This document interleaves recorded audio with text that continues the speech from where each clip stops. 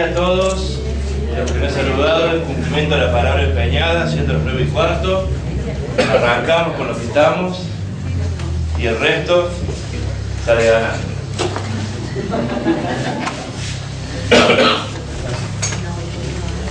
Quedamos que hoy íbamos a empezar a trabajar y ver el tema tan preocupante, tan acuciante, que es el tema de la subasta.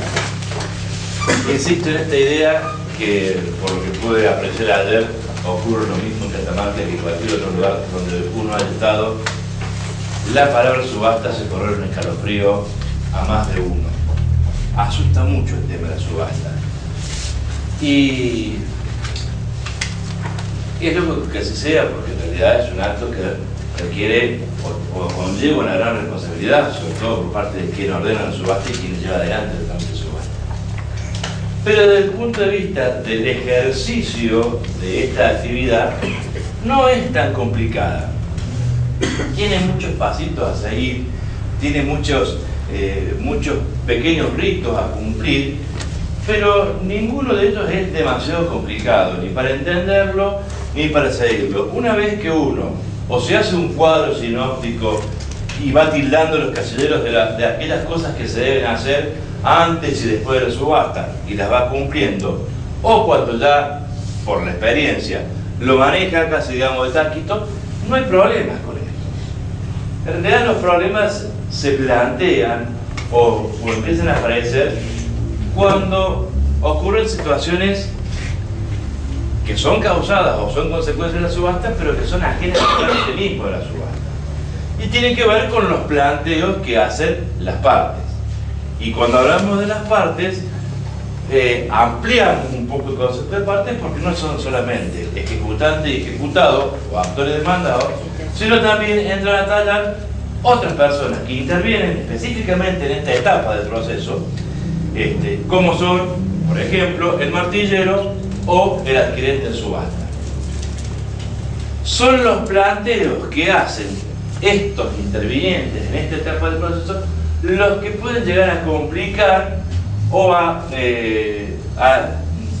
trabajar contra reloj, porque habitualmente lo que ocurre es que estos planteos se hacen al filo del vencimiento de los plazos, y entonces uno no solamente tiene que resolver, sino que además tiene que resolver apremiado por el tiempo. Y a todos los que estamos en el Poder Judicial, si hay algo que no nos gusta es resolver apremiado por el tiempo. A todo el mundo le gusta o le gustaría tener más tiempo del que tiene para pensar o para elaborar una respuesta, esto seguro. Y bueno, normalmente ocurre todo lo contrario. Normalmente estás resolviendo sobre el plazo, sobre el filo, porque los planteos, sobre todo aquellos planteos que tienden a evitar que se realice la subasta, se hacen normalmente el día de la subasta, 2 horas antes de que el acto de subasta tenga inicio. Y entonces allá anda el secretario corriendo de un lado para el otro, viéndolo al juez a ver qué hacemos, porque nos plantearon la suspensión de la subasta, porque nos traen una acción de nulidad, o porque nos han denunciado penalmente, o porque el martillero quiere que le adelantemos los gastos, o un montón de otros planteos que uno lo primero que hace es decir, uy, ¿ahora qué hago? Con 5 minutos de reflexión, en general uno se da cuenta que el planteo normalmente no tiene seriedad o no tiene entidad suficiente como para generar la suspensión de la subasta, pero aunque uno lo resuelva, ya la subasta se hace con esa nube negra encima de ¿habré hecho bien en suspender o no suspender la subasta? ¿Qué me irán a decir después que termine la subasta y yo vuelva al despacho y me encuentre con que recurrieron el decreto por el cual no se hacía lugar a la suspensión de la subasta, y a lo mejor la Cámara después dice que yo se la denegué mal, y entonces la subasta que hice está mal hecha, y uno empieza a pensar todo un panorama negrísimo que en la mayoría de los casos no se cumple.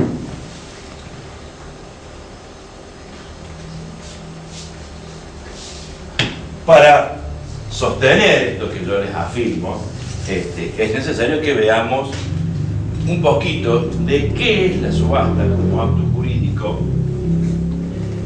a qué se puede equiparar la subasta o con qué la podemos identificar para, en función de eso, sacar aquellas nociones que nos van a servir luego para resolver los eventuales planteos que se nos hagan, y cuáles son los problemas que se pueden plantear antes de la subasta y después de la subasta, que son los que nos hacen luego tener estos ataques de nervios con el tema de subasta.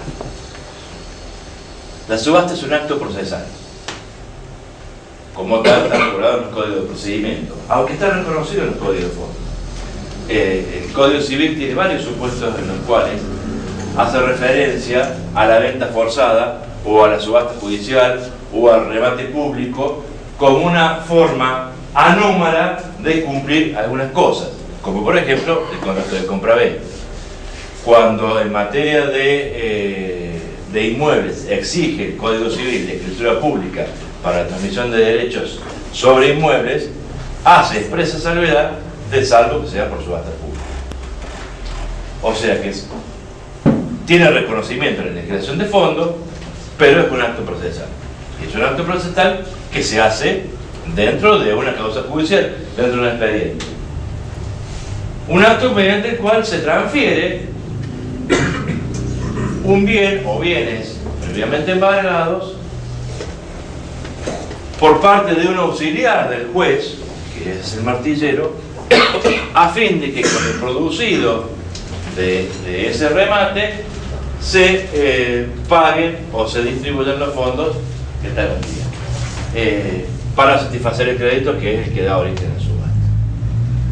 Esto es lo que dicen los procesalistas a la hora de tratar de definir la subasta. Los civilistas, en realidad, más que hablar de un acto procesal, hablan de un acto jurídico que asimilan a la compraventa, aun cuando reconocen que tiene algunas diferencias sustanciales con lo que es el contrato de compraventa en materia civil, o por lo menos tal cual la ha legislado el codificado. ¿Dónde radican esas diferencias? ¿Y por qué son importantes esas diferencias? Las vamos a ir viendo a lo largo de esta charla. Pero, de arranque, no más, el contrato de compraventa, por definición, artículo 1323 del Código Civil, es un acuerdo de voluntades. Un acuerdo de voluntades por medio de la cual quien vende se obliga a transferir a quien compra la propiedad de una cosa a cambio de una suma de dinero que el comprador debe abonarle al vendedor. De esa propia definición del 1323 no surge la diferencia en la subasta. En la subasta no hay acuerdo de voluntades. De hecho, el vendedor, o mejor dicho, el dueño de la cosa, está totalmente en desacuerdo con que se venda la cosa. Lo que no quiere es transferir el dominio. No hay, sin duda que no hay acuerdo de voluntades. La voluntad del vendedor es suplida forzadamente por el juez. Es el juez quien vende en nombre del propietario de la cosa y en contra de la voluntad del propietario de la cosa. O sea que de por sí no hay acuerdo de voluntades. Pero además, en el contrato de compraventa, ese acuerdo de voluntades es el acto que perfecciona el contrato. El contrato de compraventa es un contrato consensual. Queda perfeccionado, es decir, el contrato nace como tal en el momento en que las partes acuerdan qué se vende y cuál es el precio. Los dos elementos esenciales del contrato de compraventa. En cambio, en la subasta, que es un acto procesal complejo, si se quiere, porque no es un solo acto, todo el procedimiento de la subasta, no hay ni acuerdo de voluntades ni negociación, pero el juez fija las condiciones de la subasta, el adquirente al pujar en la subasta está prestando conformidad con esas condiciones que impuso el juez, en la cual lo único que varía es el precio definitivo, pero el contrato se perfecciona recién cuando se aprueba la subasta y se entrega la cosa.